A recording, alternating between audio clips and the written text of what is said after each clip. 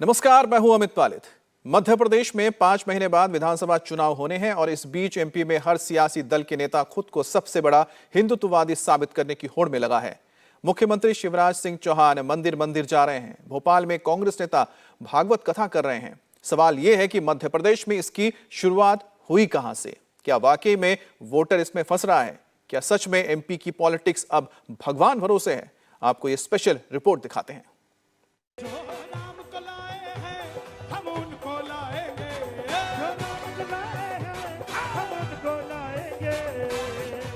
मंदसौर में फिर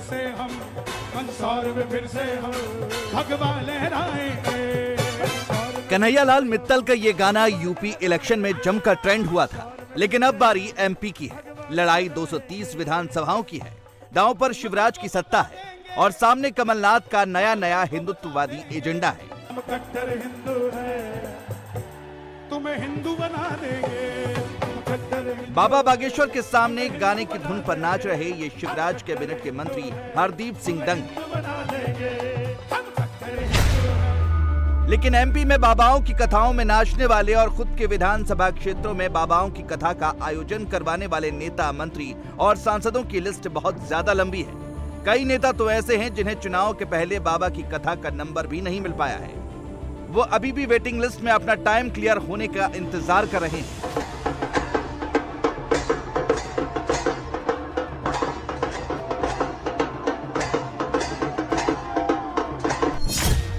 तो क्या मध्य प्रदेश में इस वक्त राजनीति का भक्ति काल चल रहा है?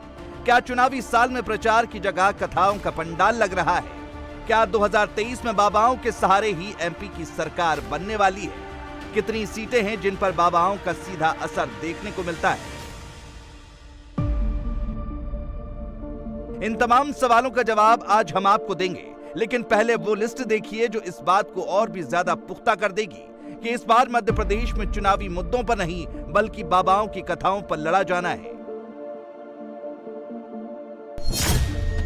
इस वक्त एमपी के मंदसौर में बाबा बागेश्वर की कथा चल रही है। कथा के आयोजक हैं एमपी के नवकरणीय ऊर्जा मंत्री हरदीप सिंह डंग, जिन्हें आपने अब से थोड़ी देर पहले बाबा के मंच पर नाचते देखा। इसके पहले बालाघाट में बाबा बागेश्वर ने कथा की। कथा के आयोजक थे एमपी के आयुष मंत्री रामकिशोर नानो कावरे। उसके पहले सागर में बाबा बागेश्वर ने कथा की। कथा के आयोजक थे एमपी के ट्रांसपोर्ट मिनिस्टर गोविंद सिंह राजपूत। मार्च 2023 में बाबा बागेश्वर ने जबलपुर में कथा की। कथा के आयोजक थे बीजेपी विधायक इंदु तिवारी। दिसंबर 2022 में गढ़ाकोटा सागर में बाबा बागेश्वर ने कथा की। कथा के आयोजक थे एमपी के पीडब्ल्यूडी मंत्री गोपाल भार्गव। जुलाई 2022 में दतिया में बाबा बागेश्वर ने कथा की। कथा के आयोजक थे एमपी के गृह मंत्री नरोत्तम मिश्रा। नवंबर 2022 में भिंड जिले के दंदरुआ धाम में बाबा बागेश्वर ने कथा की। कथा के आयोजक थे एमपी के राज्य मंत्री ओपीएस भदौरिया। नवंबर 2022 में अशोकनगर में बाबा बागेश्वर ने कथा की। कथा के आयोजक थे बीजेपी के विधायक जजपाल जज्जी। दिसंबर 2022 में दमोह में बाबा बागेश्वर ने कथा की। कथा के आयोजक थे कांग्रेस के विधायक अजय टंडन। फरवरी 2023 बुरहानपुर में पंडित प्रदीप मिश्रा का शिव महापुराण हुआ। आयोजक थी एमपी की पूर्व मंत्री अर्चना चिटनिस। सितंबर 2022 में अशोकनगर में पंडित प्रदीप मिश्रा का शिव महापुराण हुआ। आयोजक थे बीजेपी के सांसद केपी यादव। जुलाई 2022 में राव इंदौर में पंडित प्रदीप मिश्रा का शिव महापुराण हुआ। आयोजक थे कांग्रेस के कद्दावर नेता और पूर्व मंत्री जीतू पटवारी। नवंबर 2022 में इंदौर में ही पंडित प्रदीप मिश्रा का शिव महापुराण हुआ। आयोजक थे कांग्रेस के विधायक संजय शुक्ला।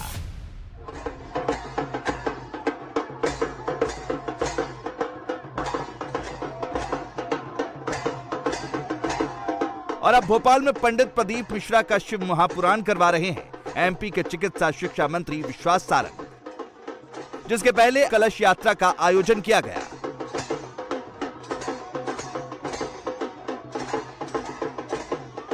पांच दिनों तक भोपाल में शिव के तमाम तांडव स्त्रोतों के साथ साथ शिव भक्ति भी दिखाई देगी। चुनाव में 5 महीने बाकी है, तो 5 महीने पहले ही क्या ये हम देखें कि इस तरीके की लगातार हर मंत्री करा रहे हैं? ये क्या कहते हैं? देखिए, हम तो कोई भी कार्यक्रम चुनाव के मद्देनजर नहीं रखाते। मैं तो हर साल 5-5, 10-10 यही कार्यक्रम करता और भगवा ध्वज थामने के लिए चुनाव की जरूरत नहीं है, ये कांग्रेस करती है।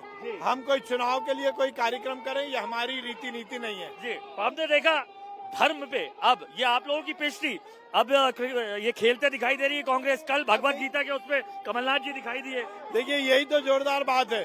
कर्नाटक में बजरंगबली जी का विरोध करते हैं और मध्य प्रदेश में हनुमान चालीसा का पाठ करते हैं। 4 महीने पहले कमलनाथ जी हनुमान जी की मूर्ति बनाकर केक पर छुरी चलाते हैं, आज वो हनुमान भक्त हो जाते हैं। कोर्ट के ऊपर जनेऊ पहनते हैं राहुल गांधी चुनाव के वक्त, और विदेश में जाकर मुस्लिम लीग को सेकुलर कह के हिंदुओं का मजाक उड़ाते हैं। तो ये कांग्रेस की कथनी और करनी में अंतर है। मुंह में राम, बगल में छुरी। तो 5 महीनों तक हृदय प्रदेश कहा जाता है मध्य प्रदेश को, धर्म प्रदेश भी बन रहा है ऐसे। हम तो चाहते हैं कि हर एक व्यक्ति धर्म के हिसाब से चले।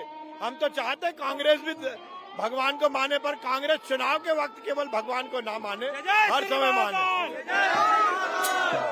सरकार के मंत्री विश्वास कैलाश और महाकाल के ये देख सकते हैं आप। अब आपको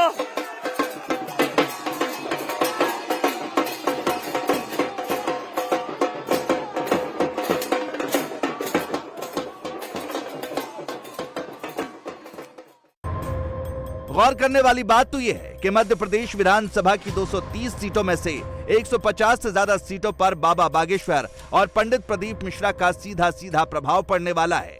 बाबा बागेश्वर यानी पंडित धीरेन्द्र कृष्ण शास्त्री का जलवा बुंदेलखंड के साथ बघेलखंड और महाकौशल में साफ साफ देखने को मिल रहा है। दूसरी तरफ निमाड़ और नर्मदापुरम में शिव महापुराण करने वाले पंडित प्रदीप मिश्रा की जबरदस्त फैन फॉलोइंग है। बाबा बागेश्वर को लेकर भक्तों की दीवानगी किस कदर है, ये ना तो जनता से छिपा है और ना ही राजनेताओं से। क्या हिंदू, क्या मुसलमान, हिंदू राष्ट्र की बात करने वाले बाबा बागेश्वर को हर तरफ से समर्थन मिल रहा है। मंदसौर में दाऊदी बोहरा समाज के लोग बाबा के कथा पंडाल में बैठकर बजरंग बली की कथा सुन रहे हैं।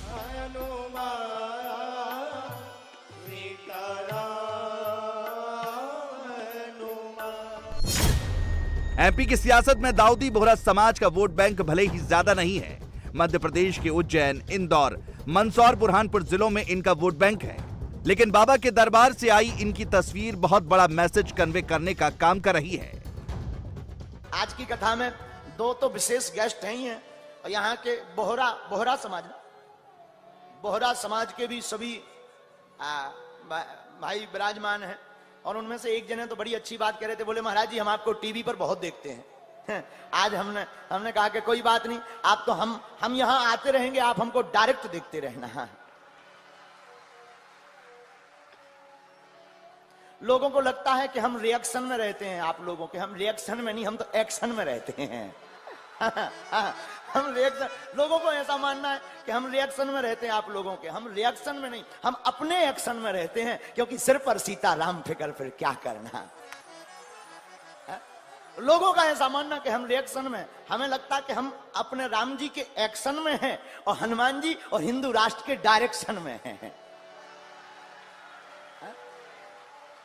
तो आज ये कितना अद्भुत संयोग है कि आप लोग भी बैठे सुन रहे, और जब चेहरे पर मुस्कुराहट आती है तो फिर लगने लगता है कि क्या अद्भुत बात है। और ये 2 भी विशेष गेस्ट, तो हम क्या बता रहे थे, ऊपर उड़ना है तो सामान कम होना चाहिए, ऊपर उड़ना है तो सामान कम होना चाहिए, और जिंदगी में मुस्कुराना है तो अरमान कम होना चाहिए। गौर करने वाली बात तो यह है कि पिछले 1 साल में मध्य प्रदेश में सनातन की ऐसी आंधी चली है कि कभी राम का सबूत मांगने वाली कांग्रेस भी राममय दिखाई दे रही है।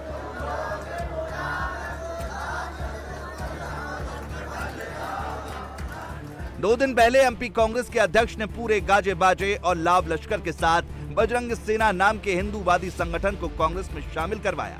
कमलनाथ ने हाथ में गदा लेकर फोटो खिंचवाई थी, जय श्री राम का नारा लगाया था। पूरे प्रदेश के कांग्रेस दफ्तरों में हनुमान चालीसा का पाठ करवाया था, पूरे कांग्रेस दफ्तर को भगवा झंडों से सजाया था।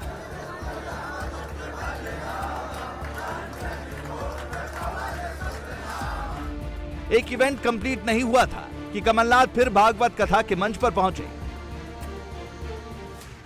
भक्तों से भरा ये पंडाल और पीछे चल रही भगवत कथा और उस पर मौजूद राजनेता, ये दृश्य किसी भाजपा के नेताओं की चुनावी माहौल में उपस्थिति का नहीं है। तस्वीरें और तस्वीरों का रंग कुछ अलग है जो इंडिया टीवी आपको दिखा रहा है। इस बार आप देख सकते हैं चुनाव में 5 महीने बाकी हैं और मंच सजा हुआ है श्रीमद् भगवत गीता का, और सामने आपको बैठे हुए दिखाई देंगे पूर्व मुख्यमंत्री कमलनाथ, जो प्रदेश अध्यक्ष भी है।